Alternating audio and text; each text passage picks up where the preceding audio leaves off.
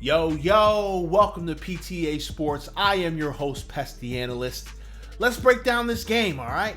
So, listen, the New York Football Giants finally beat the Philadelphia Eagles.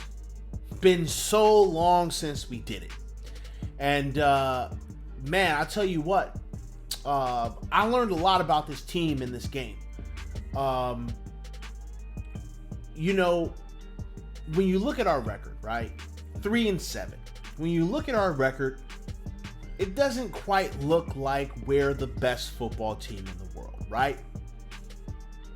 And to be like completely honest, we're kind of not. We're not that good of a football team, right? We still missing pieces. We still need some players to fill some holes.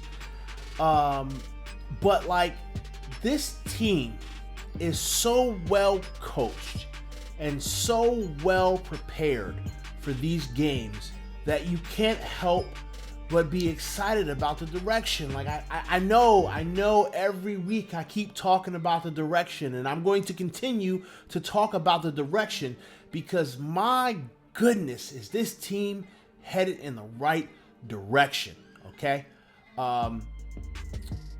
When I watched this game a second time, right, I just felt so good about what I was seeing on the field. I felt so good about the way that this team executes. I felt so good about the way that this coaching staff adjusts. I felt so good about how much preparation went into this game, man. And, it is looking up for this team. Regardless of how the rest of the season goes, like, you have to admit that it is looking up for this team. So let's talk about it, okay? So let's start with our offense, okay? I typically start with our offense. Daniel Jones, y'all. Daniel Jones has now successfully gone through 2 games without turning the ball over. Good job, Daniel. Good job. All right. The Daniel Jones that we have seen over the course of the last 2 weeks is Daniel Jones that I thought we could be getting. Okay. Like, even though I wasn't quite on the Daniel Jones train, I thought that this Daniel Jones that we got was what we were going to get. A guy who can come in there and win a football game when the rest of the team plays well. This is not a guy that's going to carry the team on his back, all right? Even though he was trying too hard to carry the team on his back. But what Daniel Jones did against the Philadelphia Eagles, it's commendable, okay? It is. Like, you can't hate on the results of this game based on what Daniel Jones did. Like, you can't. I can't find fault in Daniel Jones this week. And I'll tell you what, that's a good feeling. It's a good feeling to not be able to find fault in your young quarterback for a week, all right? If we look at the stats, right, he went 21 of 28 for 244 yards, okay? From a passing standpoint, man, He looked like he was doing a better job of going through his progression. It looked like he did a better job of seeing the field. It looked like he did a better job of remaining cool and calm in the pocket and just kind of trusting what the play was going to be. He looked a little bit different. I'm just gonna tell it like it is. He looked like a different Daniel Jones this week. And I don't know if this Daniel Jones is the Daniel Jones that we're going to get for the rest of the season. I don't know, right? I can't predict that. But if we can get this Daniel Jones, we'll be all right. We really will. Now, here's where Daniel Jones' value comes into play. This kid can run. This kid's got wheels. And he's a tough runner. And he's a little shifty, too. Like, I see some of the stuff that he does when he's running with the football, and I'm just like, wow, look at this kid go. Daniel Jones had 9 rushes for 64 yards and a touchdown. The touchdown came on a 30-yard zone read. He read the defense perfectly. He hit the hole perfectly. And he was gone. And he was gone. And this time he stayed on his feet and he finished the play. Again. Good job, Daniel. Good job of blocking out the noise, right? Blocking out all of the negativity, right? And just going out there and balling. Just going out there and getting the job done. Daniel Jones got the job done against the Philadelphia Eagles. I can find no fault in Daniel Jones. Okay? Straight up. When we're looking at this, the way we move the ball on the ground, like this offense is trying to be smash mouth, and I love it. We are running north and south. We're not doing any east and west, sideline to sideline BS. We are just running straight at the defense, and I like it. Okay, Wayne Garman went out there, right? Wayne Garman went out there and he had 18 for 53 yards and 2 touchdowns. His first touchdown, he dived over the pile. Good job. Good job. He dived over the pile. He was aggressive. He said, "I'm getting this touchdown." He dived over the pile. We got in there. But the second touchdown was what was more impressive to me. Okay, it was the second touchdown. And if you are subscribed to the New York Giants YouTube page, you'll see that Joe Judge broke this play down. And the stuff that he was showing was the same stuff that I saw, okay? It was, first of all, props to the offensive line, okay? The offensive line did a great job on the goal line, okay? They basically used a lot of double teams, right? Against the interior defensive line of the Eagles. Use double teams, and then one offensive lineman would slide off that double team and go and attack a defender at the second level. All right. The fullback, Elijah Penny, his responsibility was to go run to his right and attack a defender at the second level. And when Wayne Garman hit the hole and got into the end zone, every single New York Giants player was in the damn end zone. That is impressive. That is smash mouth football.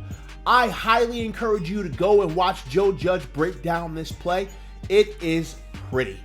Okay? For somebody that's a trenches guy, man, I watched that play so many times when I rewatched the game. I just kept rewinding because I was just like, yo, this is how this play should be blocked up. I loved it. Okay. Speaking of our offensive line, listen, these guys are doing a great job. These guys are doing a great job of sticking to their assignments and keeping their defender in front of them. All right. We had one misstep, right? We got hit with a holding penalty on our rookie left tackle, right?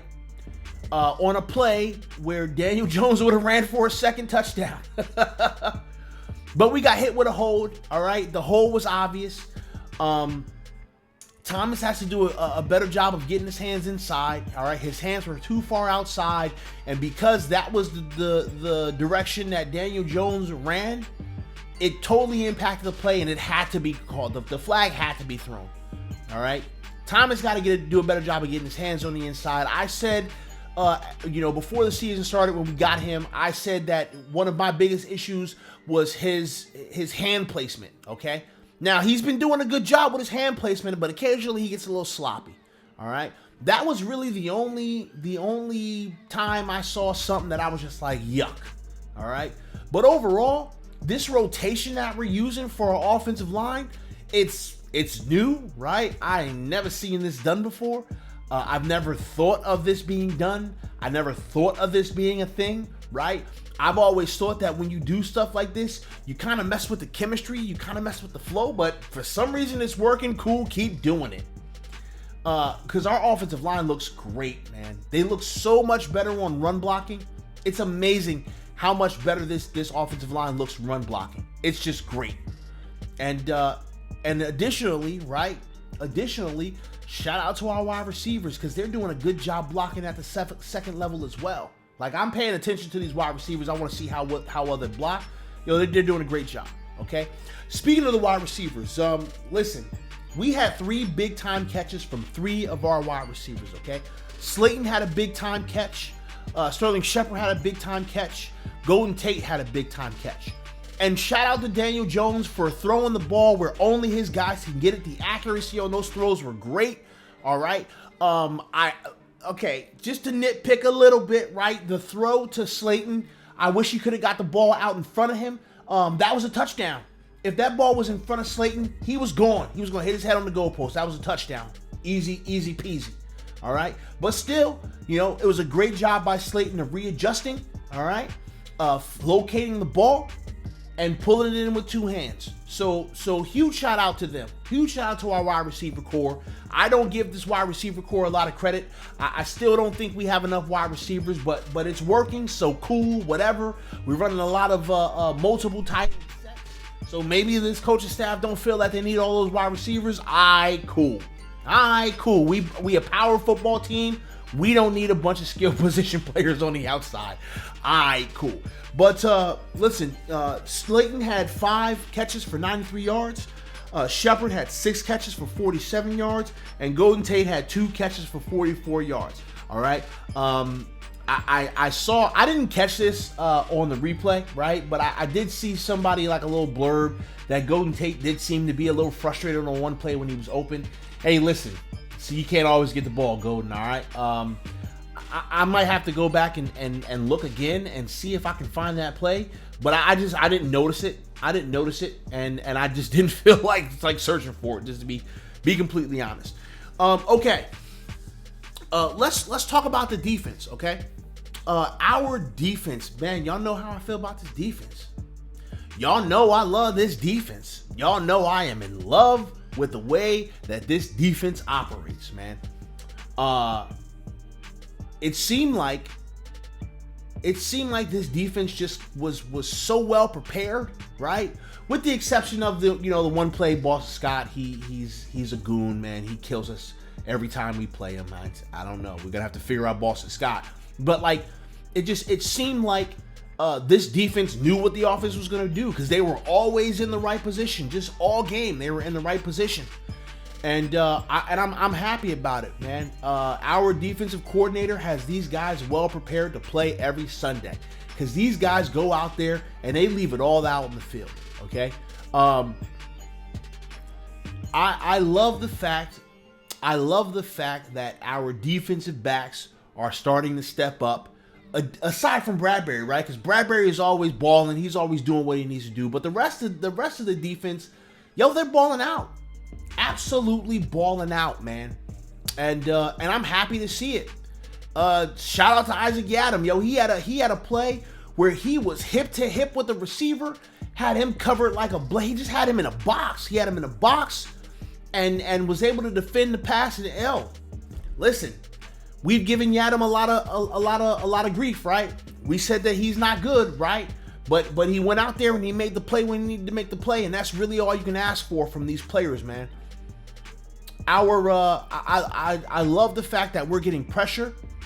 I love the fact that we're making quarterbacks uncomfortable.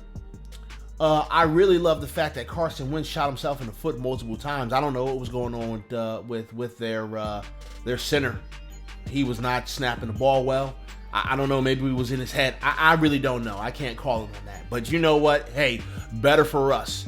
I'm just so happy with the way this defense played. This defense did not allow a single third down conversion. That's big, y'all. Because third down has been this defense's kryptonite. We've been getting killed on third down week after week after week, man. And we did not allow this Philadelphia Eagles team to convert a single third down. They were 0 for 9 on third down, y'all. That's a big deal. That's something that this defense can build on. They can look at this tape and go, listen, y'all, we can shut down offenses. I'm happy. I am so happy with the way that this team played. Our special teams is still a highlight, all right? Unfortunately, we found out today that Gano tested positive for COVID. They didn't say whether he's asymptomatic or not, but he's gonna be quarantined. Hopefully, cross your fingers. Hopefully, he can be cleared by our next game. But I don't know. We'll have to just kind of wait and see. We don't know. We don't know what's gonna happen there. All right. I know that when Hernandez was placed on it, he was out for 2 games. So we're gonna have to figure something out in terms of a kicker. I don't know. We'll figure it out, I guess. Right? You got to trust the process. You got to trust these coaches. But listen, and shout out, man. Did y'all see that bomb of a punt? That punt was ridiculous, man. When I saw that punt, I just had to rewind and look at it again. Yo, that was a boot. Listen, our special teams is even balling out, y'all. Can you believe it? Our special teams is balling out right now. The entire team. Yo, this was a whole team effort right here. The whole team effort. So when I look at this, right? When I look at this game overall, all encompassing, right? I see a team that's starting to get it. I see a team that the light bulb's going off on this team. We are finding our identity. We are finding out our identity. We are figuring out who we are. And this team has 100% bought into the coaching staff and the coaching staff's philosophy. And listen, Giants fans, this is all you can ask for right now. This is all that we as Giants fans can ask for. We can solely ask that this team continues to fight, that this team continues to trust the process, that this team continues to grow and progress and get better. That's it. All right, I know everybody is talking crazy about the playoffs, right? I'm not going to do that. I'm not talking about the playoffs. I'm not talking about none of that. All I'm talking about right now is the Cincinnati Bengals, because that's who's next. We need to focus on the next team. We do not need to be thinking about the playoffs.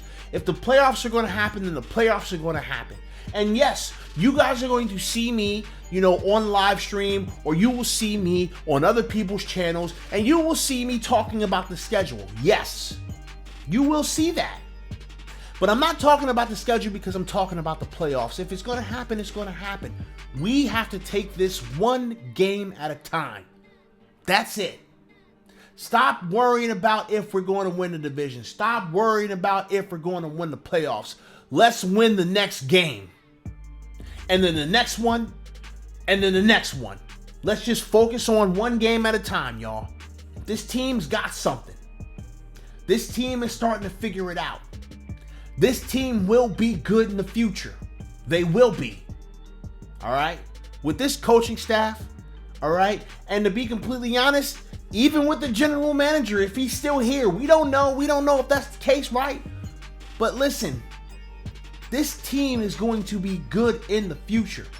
And we will look back at this moment in time right here and say, this is when it happened. This is when it started. Right here. With this win against a team that we couldn't beat for 4 damn years. This is the time right here, y'all. Be excited. Be happy. Enjoy this win. But it's off to Cincinnati. So look, I appreciate y'all coming and rocking with me, listening to me talk. Make sure you like, make sure you share, subscribe, thumbs up, hit the comment section, come holla at me on Twitch, do all those things. But most importantly, be great to each other. Take care of each other, look out for each other. And I will get up with you guys later. Deuces.